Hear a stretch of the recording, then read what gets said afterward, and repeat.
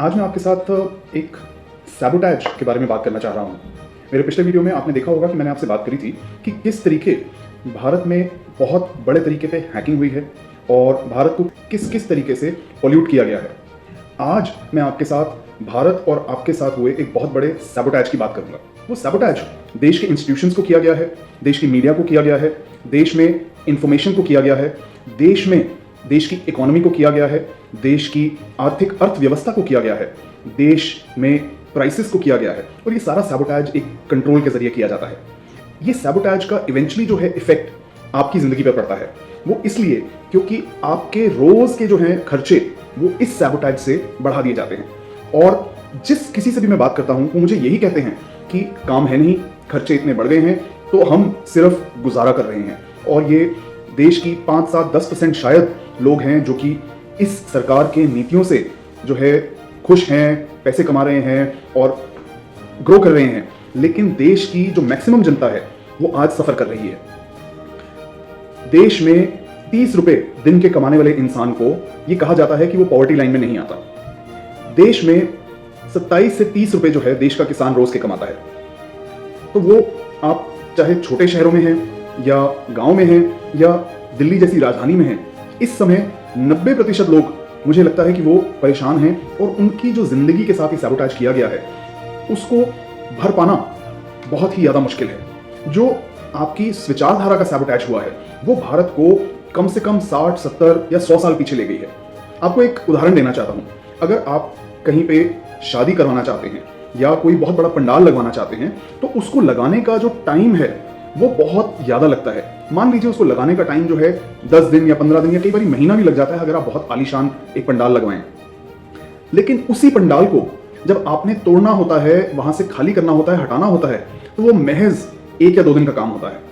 तो देश भी उसी दौर से गुजर रहा है कि देश को बनाने का जो वक्त लगा पिछले 60, 70, 80, 90, 100 साल, जिसमें हमने आज़ादी भी ली अंग्रेज़ों से, जिसमें हमने देश के लिए जो भी जितना सरकारों ने किया, पूरा किया नहीं किया वो एक अलग मुद्दा है, लेकिन देश को एक कगार पे लाके खड़ा किया गया था। और डॉक्टर मनमोहन सिंह की जो सरकार थी उसने बहुत ही बढ़िया काम किया कि वो देश को एक पाथवे पे ले आए थे जहां से ग्रोथ आगे और होनी चाहिए थी। लेकिन वो जो पिछले 60, 70, 80, 90, 100 साल का जो वो काम है देश को जहां पे हम लेके आए थे, वो पिछले 10 साल में ना केवल जीरो कर दिया गया है लेकिन देश को हर तरीके से सैबोटेज करके बहुत पीछे ले गए हैं। और इसका हर्जाना हर देशवासी भर रहा है। आपको, क्योंकि अभी हमने आजादी की बात करी, तो उसमें भी मैं आपको यह बता दूं कि देश गुलाम कैसे रहा। अंग्रेज तो बहुत थोड़े संख्या में देश में आए थे, लेकिन जो भारी मात्रा में वो देश को कंट्रोल कर सके वो हमारे देश के ही वासी थे, हमारे देश के ही लोग थे। जिन्होंने जलियांवाला बाग में भी जो गोलियां चलाई वो इसी देश के लोग थे।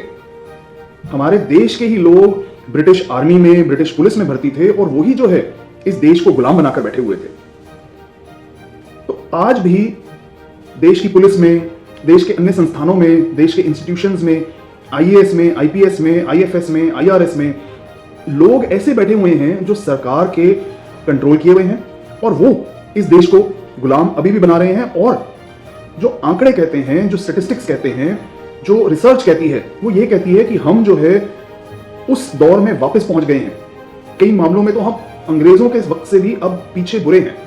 तो इस तरीके का सैबोटेज ना केवल आज के आपकी जिंदगी में, लेकिन आपकी जो अगली पीढ़ियां हैं उनके जो आने वाले साल हैं उसके साथ ये सैबोटेज हो गया है।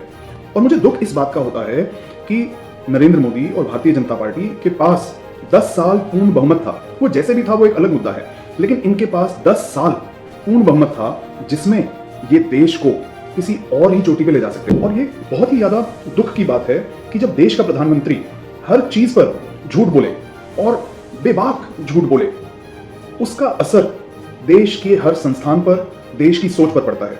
इलेक्टोरल बॉन्ड का मुद्दा देखिए, तो उसमें जहां पे पहले सरकार ने ये कहा था कि देश की जनता को ये जानने का हक ही नहीं है कि उनको पता चले कि किसने चंदा दिया और किसको दिया, वहीं पे नरेंद्र मोदी इलेक्टोरल बॉन्ड के फैसले के बाद लोगों को बताने में लगे हुए हैं कि ये तो मोदी ने जो है बॉन्ड ऐसा बनाया था जिसके कारण आपको पता चल रहा है। तो ये सरासर झूठ है। और जब ये स्कीम भी लाई गई थी तब भी सरकार ये क्यों ला रही है, और ये इसलिए ला रही है कि लोगों को पता ना चले किसने किसको पैसा दिया, लेकिन उस पर झूठ बोला जाता है। लोगों के बारे में झूठ फैलाया जाता है।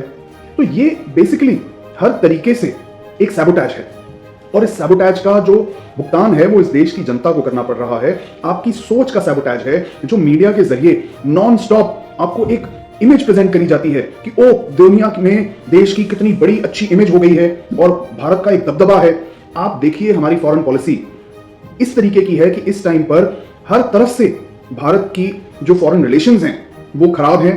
भारत के ऊपर मुकदमे दायर हो रहे हैं। कैनेडियन प्राइम मिनिस्टर कनाडा के पार्लियामेंट में खड़े होकर भारत पर इतना संगीन उन्होंने एक इल्जाम लगाया जिससे भारत को बचना मुश्किल हो गया है। और अब तो ये आ गया कि हाँ ये लोग ये कर रहे थे। तो हर तरीके से झूठ बोला जाता है, हर तरीके से आपको यहां तक सैबोटैज किया जाता है कि आपको ये सोचने में मजबूर हो जाएं कि 100 रुपए का पेट्रोल में आपकी भलाई है और देश की भलाई है। आप सोच सकते हैं कि जब 5 रुपए 10 रुपए पेट्रोल बढ़ जाता था तो लोग सड़कों पर आ जाते थे, लेकिन आज महिलाओं के साथ आए दिन किस तरीके का दुर्व्यवहार और बलात्कार हो रहे हैं। महिलाओं, बच्चों और देश के साथ किए गए संगीन जुर्मों के जो अपराधी हैं उनको बेल दे दी जाती है, वो बाहर आते हैं तो खुशियां मनाई जाती हैं।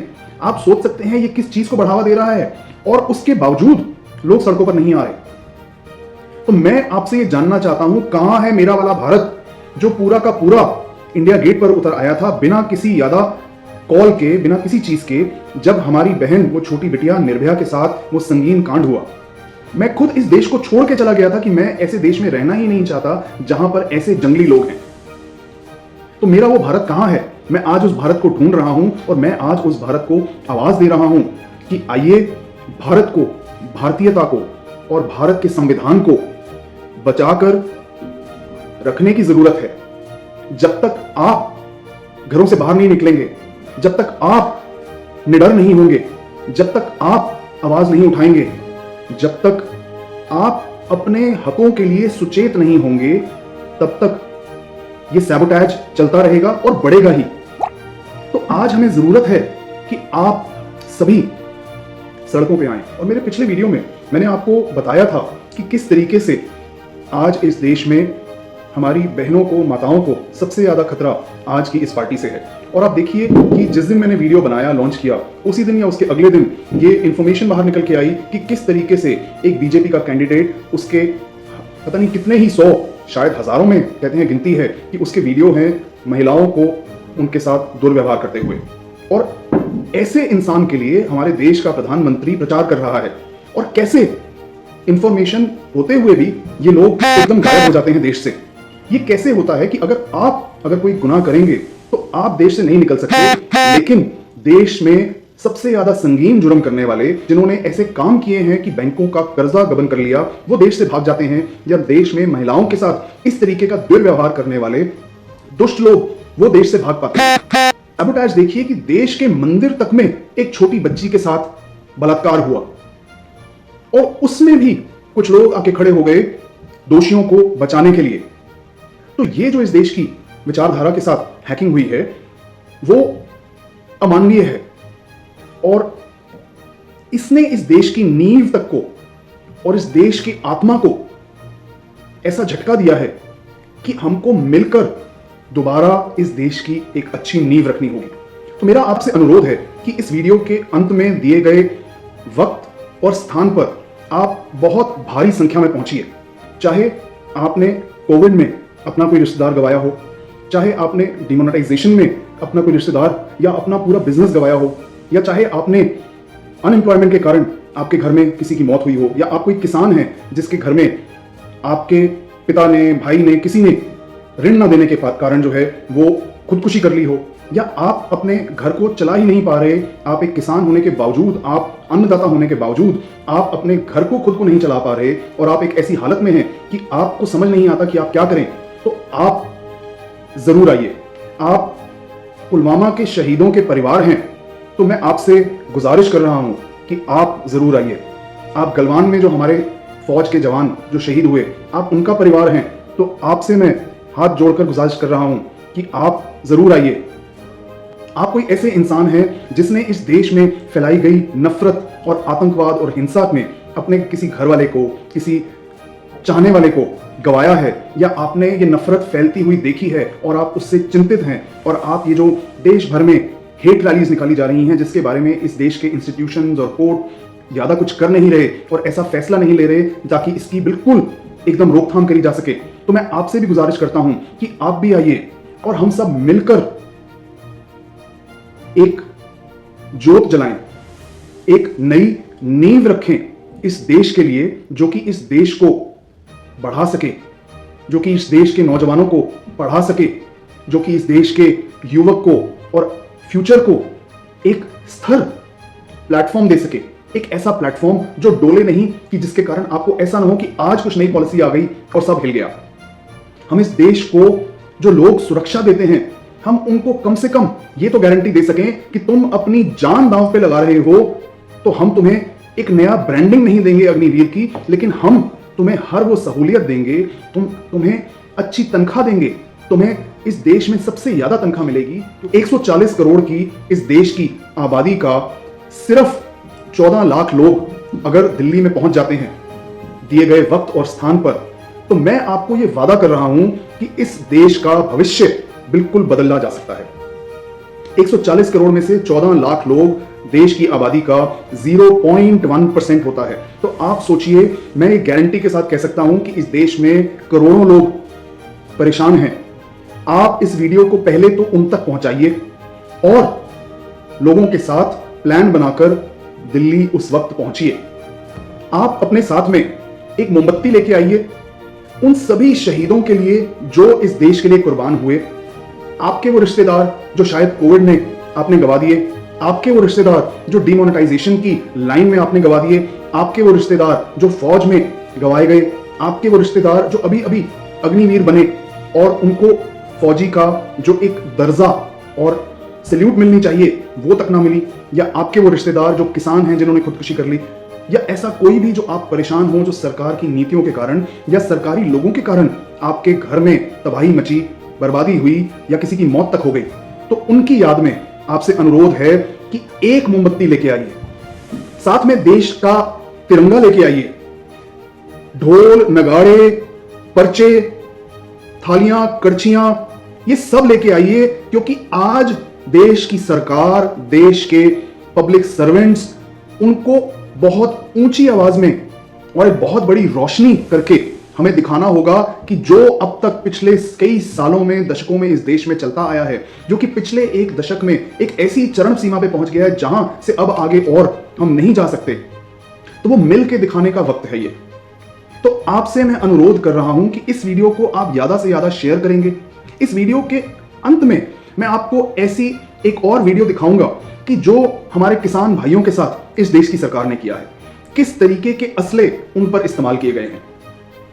एक तरफ ऐसे असले उनके साथ इस्तेमाल किए गए और दूसरी तरफ मणिपुर में 1 साल से आग लगी है और सरकार ने खुद ही आपके पैसे से बनाए और खरीदे गए असले को लोगों में बांट दिया, जिसके कारण मणिपुर में 1 साल से लोगों की मौत हो रही है।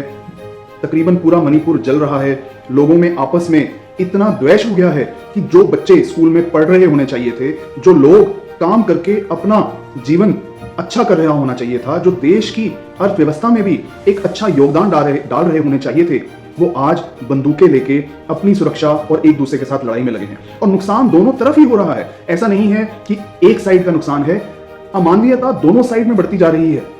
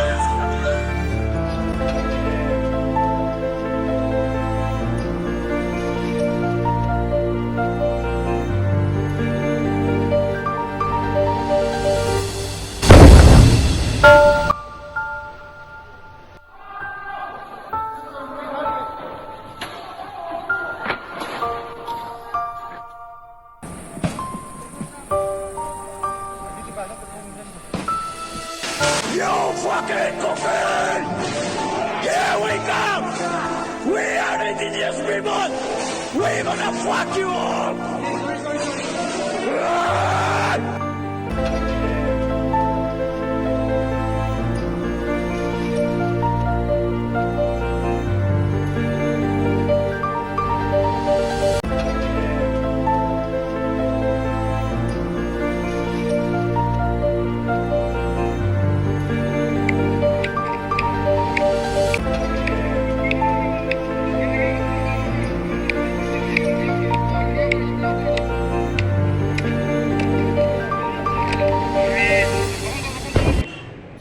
तो अगर आप ये चाहते हैं कि आपका राज्य और पूरा देश मणिपुर में ना तब्दील हो जाए, तो आपको आज आगे आना होगा। मेरा वो भारत जिसमें एक आत्मा बसती है, मेरे वो भारत जिसमें गुरुओं की, स्वतंत्रता सेनानियों की, भारत के असली लोगों की पीढ़ी दर पीढ़ी की कुर्बानियां लिखी हैं, मेरे रानी की झांसी की जो वीर गाथाएं हैं, मेरा वो भारत आज मुझे एक बारी दोबारा चाहिए। मेरा वो भारत जिसमें प्रेम प्यार से लोग रहना चाहते हैं, मेरा वो भारत आज हम मिलकर दोबारा बनाएंगे। तो आपसे दोबारा अनुरोध है कि ना केवल आप इस वीडियो को शेयर करेंगे, लेकिन आप इकट्ठे होकर दिल्ली पहुंचेंगे।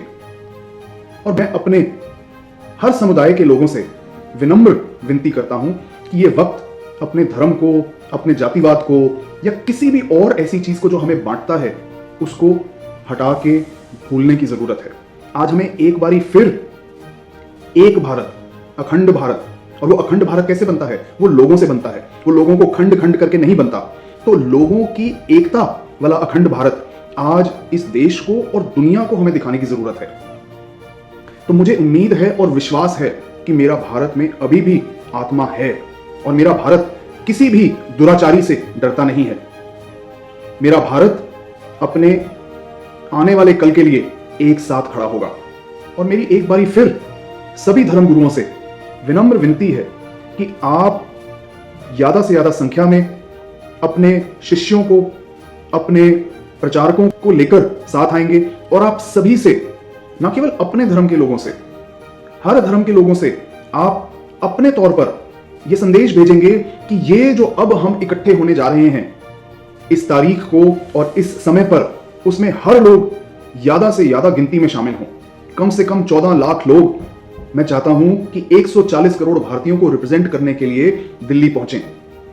और जैसे ही हमने ये किया और हमने 14 लाख मोमबत्तियां एक साथ एक जगह पे लगाई और हमने एक साथ ढोल नगाड़े बजाए और अपना झंडा लाखों की संख्या में लहराया, तो इस देश की कायाकल्प हो जाएगी। तो आप कोई भी हो, आप खुद भी इस होने वाले ऐतिहासिक इकट्ठ का कम से कम मैसेज लोगों तक भेज सकते हैं। आप यूट्यूबर हैं, आपके बहुत सारे सब्सक्राइबर हैं, फॉलोअर हैं, किसी भी प्लेटफॉर्म पर, चाहे वो कोई भी इंस्टाग्राम हो, फेसबुक हो, आप उनको ये बताइए, अपने तौर में वीडियो रिकॉर्ड कीजिए। आप मेरा वीडियो चाहे मत शेयर कीजिए, आप उनको बोलिए कि इस दिन इस जगह हम सब पहुंचेंगे। आप किसी भी विचारधारा को मानने वाले हैं, आप शिक्षक हैं तो आप अपने बच्चों को बताइए। आप आर्मी में हैं तो मेरी आपसे फिर रिक्वेस्ट है कि आप जरूर आके देश की जनता के साथ जो आपकी सेवा का वादा था, आज वो निभाइए। और देश की जनता जो इकट्ठी होने जा रही है, उसको ये लोग हर तरीके से रोकने की कोशिश करेंगे। भाइयों, जो ये हथियार, गोला बारूद जो आप हमारे हाथ में देख रहे हो, ये वो हथियार हैं जो दुनिया के सबसे बड़े लोकतंत्र कहे जाने वाले भारत में भाजपा सरकार ने अपने ही देश के किसानों के ऊपर इस्तेमाल किए। उन किसानों के ऊपर इस्तेमाल किए जो अपना पेट खाली रख के पूरे देश का पेट भरने का काम करते हैं। ये देखो, जो मेरे हाथ में जो ये हथियार है ना, इसको बोलते हैं इंजेक्टर मोर्टार। इसके बारे में जब गूगल सर्च किया तो पता लगा इसका इस्तेमाल किया जाता है कहीं पर बंदी हुई बिल्डिंग में कहीं आतंकवादी छुपे हुए हो तो गेट तोड़ने के लिए इस्तेमाल किया जाता है, लेकिन इनका इस्तेमाल किया गया किसानों के ऊपर। ये वो कील है जो सड़कों पर गाड़ी गई किसानों का रास्ता रोकने के लिए, ताकि वो अपने देश की राजधानी दिल्ली में ना जा सके। ये है स्टन शेल। इसके बारे में आप गूगल पर सर्च करो, अगर ये किसी इंसान के पास फट जाए ये, तो उस इंसान की मौत भी हो सकती है। ये देखो, ये वही इंजेक्टर मोर्टार है। ये देखो, ये भी गैस गन है, या भी जो इन्होंने किसानों के ऊपर इस्तेमाल करे। ये सबसे खतरनाक जो चीज है, आप गूगल पर सर्च करना, इसका नाम है हिल्टी हिट RE0। इसके बारे में जब हमने गूगल सर्च किया तो पता लगा ये बहुत खतरनाक तौर का हथियार है। खतरनाक तौर की गैस निकलती है और इससे निकलने वाली गैस किसी व्यक्ति की आंखों को परमानेंट नुकसान भी पहुंचा सकती हैं, उस इंसान की फर्टिलिटी यानी बच्चे पैदा करने की क्षमता पे भी असर पड़ सकता है, उस इंसान के जीन्स के ऊपर, उसके जेनेटिक्स के ऊपर भी असर पड़ सकता है। आप इसी तरीके से देखोगे ये वो खोल हैं जो इन्होंने किसानों के ऊपर जो छर्रे इस्तेमाल करे, जिनके कारण 5 से अधिक नौजवान भाइयों की आंखों की रोशनी हमेशा के लिए चली गई। इन्होंने हमारे भाई शुभकर्ण को सीधी गोली मारी। ये देखो ये स्प्रे करने वाले हैं, किसानों की आंखों में इन्होंने स्प्रे करे, फिर उसके बाद उनको अगवा करके उनको पीटा भी। इस तरीके के हथियारों का इस्तेमाल अपने ही देश के अन्नदाता के साथ किया जा रहा है। मेरे भाइयों, हाथ जोड़ के प्रार्थना है, सारी चीजों को ध्यान रखना है, भूलना नहीं है। राजनेता कोशिश करेंगे इस समय आपको हिंदू मुसलमान के नाम पर बांटने की, जातिवाद के नाम पर बांटने की, लेकिन हमने ये नहीं भूलना कि हमारे ऊपर 10 साल में कितने जुल्म करे हैं। शंभू बॉर्डर पे, खनौरी बॉर्डर पे, हमारे और बॉर्डर पे कितने जुल्म करे हैं। पिछले आंदोलन में हमारे 750 किसान शहीद हुए, उनको नहीं भूलना है, उनको याद रखना है, अपने दिमाग में ये फिट रखना है। ये चीजें इंटरनेशनल ट्रीटियों के अनुसार भी बैन है, लेकिन फिर भी सरकार ने, तानाशाही सरकार ने किसानों के ऊपर इस्तेमाल किया। 29 तारीख को सुप्रीम कोर्ट में एक छोटे से इकट्ठे के लिए जब कॉल दी तो ना जाने कितनी ही तादाद में इन्होंने फोर्स लगा दी। तो अब ये जो हम इतना बड़ा इकट्ठे की बात कर रहे हैं, तो उसमें ये सरकार ना जाने क्या क्या करना चाहेगी। तो आप सेना के जवान आके खड़े होंगे तो ये लोग नुकसान नहीं कर सकेंगे, ये लोग उस इकट्ठे को सैबोटेज नहीं कर सकेंगे। कल गुरु तेग बहादुर साहब का प्रकाश पुरब था। आज जब मैं ये वीडियो बना रहा हूं तो गुरु अर्जुन देव साहब का प्रकाश पुरब है। ऐतिहासिक दिन है दोनों, और हमें पता है कि सिख गुरुओं ने पीढ़ी दर पीढ़ी कितना इस देश के लिए कुर्बानी दी है। मेरा उन गुरुओं को और उनके बाद कितनी पीढ़ियों जिन्होंने इस देश के लिए कुर्बानी दी, उन सबको पहले तो नमन है। और साथ ही मैं अपने सिख भाइयों से ये विनम्र विनती करता हूं कि आप में से बहुत सारे या तो बहक गए हैं या किसी भी कारणवश गलत लोगों के साथ जाके खड़े होकर उनके साथ अपने हाथ ऊंचे कर रहे हैं। ये हमारे गुरुओं को, हमारी सिक्खी को, सिक्खी सिद्धांत को कतई मंजूर नहीं है। आप जैसे लोगों के कारण आज सिक्खी को भी सैबोटेज किया जा रहा है। अंत में एक वीडियो हमारे एक सिख भाई का मैं लगाऊंगा और आप देखेंगे कि किस तरीके सिख संस्थानों को भी सैबोटेज किया गया है। और अगर आज आपने अपनी सिक्खी ना निभाई तो हमारे गुरुओं द्वारा की गई कुर्बानियां आज व्यर्थ होने जा रही हैं। आप अगर गुरुओं के बताए रास्ते पर, मुश्किल है हाँ वो रास्ता, लेकिन अगर आप उस पर नहीं चल सकते तो आप कम से कम ऐसे काम मत कीजिए कि इस देश का नुकसान हो, आपका नुकसान हो, कौम का नुकसान हो, धर्म का नुकसान हो। तो आप अपनी दिशा बदलिए, नहीं बदल सकते तो आप कम से कम कौम का और नुकसान ना कीजिए। और जो आज ये सिख संस्थानों के साथ हो रहा है वो कल को और लोगों के साथ होगा। तो अगर आप चाहते हैं कि जिस तरीके से ये इतना हमारे सारे संस्थानों को कैप्चर किया जा रहा है, कल को ये कैप्चर जो है ये दरबार साहब का भी होगा, तो कब तक आप ऐसे लोगों के साथ और एक ऐसी पार्टी के साथ खड़े रहेंगे और कौम का नुकसान कराते रहेंगे। दुनिया भर से लोग सिख संस्थानों को दान देते हैं कि वो दान सही जगह पहुंच जाए, क्योंकि लोगों को सिखों पर भरोसा है। लेकिन आज ये सरकार सिख संस्थानों पर कब्जा करके उस दान को भी हड़पना चाहती है। आपको ये समझना होगा कि ऐसे सिख जो कि इनके साथ खड़े हैं वो सिक्खी को सैबोटेज कर रहे हैं और ये बिल्कुल बर्दाश्त नहीं किया जाना चाहिए। आप इस चीज को समझिए और इस पर इमीडिएटली रोक लगाइए और इकट्ठे होकर अपने संस्थानों को बचाइए। और हर सिख से मेरी ये एक रिक्वेस्ट है कि आप इसको वीडियो को ज्यादा से ज्यादा शेयर करेंगे। वाहिगुरू जी का खालसा, वाहिगुरू जी की फतेह। एक बार फिर भाजपा सरकार ने सिख कौम ते मारू हमला किया। तख्त श्री हजूर साहब नंदेड़ ते सरकारी कब्जा हो गया। सरकार ने 1956 एक्ट रद्द करके 2024 च नवा एक्ट लियाई कि हुण ਜਿਹੜੇ ਗੁਰਦੁਆਰੇ 'ਚ 12 ਮੈਂਬਰ ਤਾਂ ਸਰਕਾਰ ਨਿਯੁਕਤ ਕਰੂਗੀ ਤੇ 5 ਮੈਂਬਰ ਸਿੱਖ ਸੰਗਤ ਕਰੂਗੀ, ਬਈ ਯਾਨੀ ਕਿ ਫੁੱਲ ਫਲੈਸ਼ ਕਬਜ਼ਾ ਸਰਕਾਰ ਦਾ। ਹੁਣ ਕਿਹੜੀ ਲੋਕ ਸਾਨੂੰ ਪੁੱਛਦੇ ਆ, ਅਸੀਂ ਰਾਜਸਥਾਨ ਬੈਠੇ ਆ ਕਿ ਤੁਸੀਂ ਨਰਿੰਦਰ ਮੋਦੀ ਦਾ ਵਿਰੋਧ ਕਿਉਂ ਕਰਦੇ ਹੋ। ਹੁਣ ਤੁਹਾਨੂੰ ਪਤਾ ਲੱਗ ਗਿਆ ਕਿ ਸਾਡੇ ਵਿਰੋਧ ਦਾ ਕਾਰਨ ਕੀ ਹੈ। ਅਸੀਂ ਕਦੀ ਤੁਹਾਨੂੰ ਕਿਹਾ ਕਿ ਅਯੋਧਿਆ ਮੰਦਿਰ ਬਣਿਆ ਵੀ ਸਾਨੂੰ ਕਬਜ਼ਾ ਦਿਓ, ਅਸੀਂ ਟਰਸਟ ਦੇ ਮੈਂਬਰ ਬਣਨਾ, ਤੁਹਾਡੇ ਹੋਰ ਬੜੇ ਮੰਦਿਰ ਹੈਗੇ ਆ। ਅਸੀਂ ਕਿ ਨਹੀਂ ਭਾਈ, ਤੁਹਾਡੇ ਮੰਦਿਰ ਤੁਹਾਨੂੰ ਮੁਬਾਰਕ, ਤੁਸੀਂ ਉਹਦੀ ਸੇਵਾ ਸੰਭਾਲ ਕਰੋ, ਤੁਹਾਨੂੰ ਉਹਦੀ ਮਰਿਆਦਾ ਦਾ ਬਿਹਤਰ ਪਤਾ ਹੈ। ਅੱਜ ਬੀੜੀਆਂ ਸਿਗਰਟਾਂ ਪੀਣ ਵਾਲੇ ਕੀ ਗੁਰਦੁਆਰਾ ਪ੍ਰਬੰਧ ਚਲਾਉਣਗੇ? ਗੁਰਦੁਆਰਿਆਂ ਦਾ ਪ੍ਰਬੰਧ ਖਾਲਸਾ ਪੰਥ ਕਰੂਗਾ। ਇਸੇ ਕਰਕੇ ਸਾਡਾ ਵਿਰੋਧ ਹੈ ਸਰਕਾਰ ਦੇ ਨਾਲ। ਹੁਣ ਜਿਹੜੇ ਬੀਜੇਪੀ ਵਾਲੇ ਸਿੱਖ ਹੈ ਹੁਣ ਮੂੰਹ 'ਚ ਘੁੰਗਣੀਆਂ ਪਾ ਲੈਣਗੇ। ਪਤਾ ਉਹਨਾਂ ਨੂੰ ਵੀ ਹੈ ਕਿ ਸਰਕਾਰ ਨੇ ਗਲਤ ਕੀਤਾ, ਪਰ ਜ਼ਮੀਰ ਮਰ ਚੁੱਕੀ ਹੈ, ਹੌਸਲਾ ਨਹੀਂ ਬੋਲਣ ਦਾ।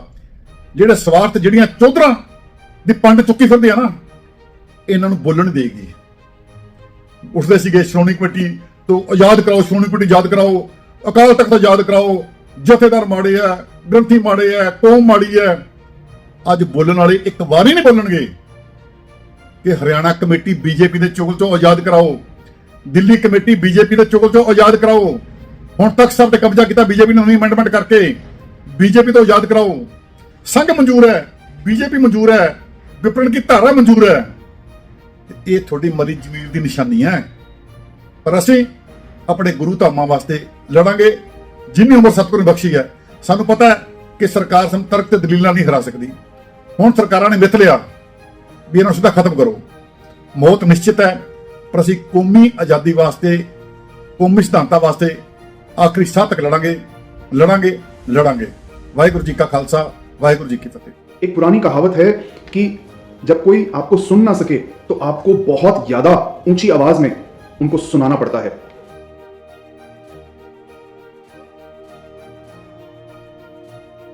तो इसीलिए मैं आपसे अनुरोध कर रहा हूं कि मोमबत्तियों के साथ आप ढोल, नगाड़े, बैंड, बाजे, थालियां, कड़छियां, चिमटे, जो भी आप लाना चाहें वो लेके आइए। इकट्ठे मिलकर हम 14 लाख 15 लाख लोग जब एक साथ एक सुर में आवाज देंगे और वो ढोल नगाड़े बजाएंगे, तो वो हर कोई इंसान जो इस देश में तानाशाही, राजाशाही या मोदीशाही चला रहा है, उसको ये एहसास हो जाएगा कि उनका वक्त अब खत्म है, कि उनके लिए इस देश में और कोई जगह नहीं बची।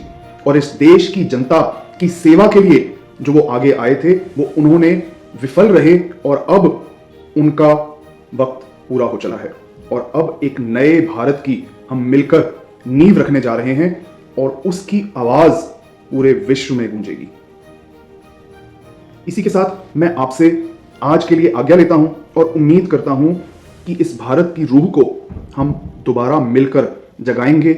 इसमें से हम सशक्त होके साथ आएंगे, निडर होके साथ आएंगे और इस भारत के लिए, इस भारत के आने वाले कल के लिए और इस दुनिया के कायाकल्प के लिए हम इकट्ठे मिलकर काम करेंगे। नमस्कार, आदाब, सत श्री अकाल, गुड इवनिंग, जूले, मिलते हैं जल्दी। जय हिंद।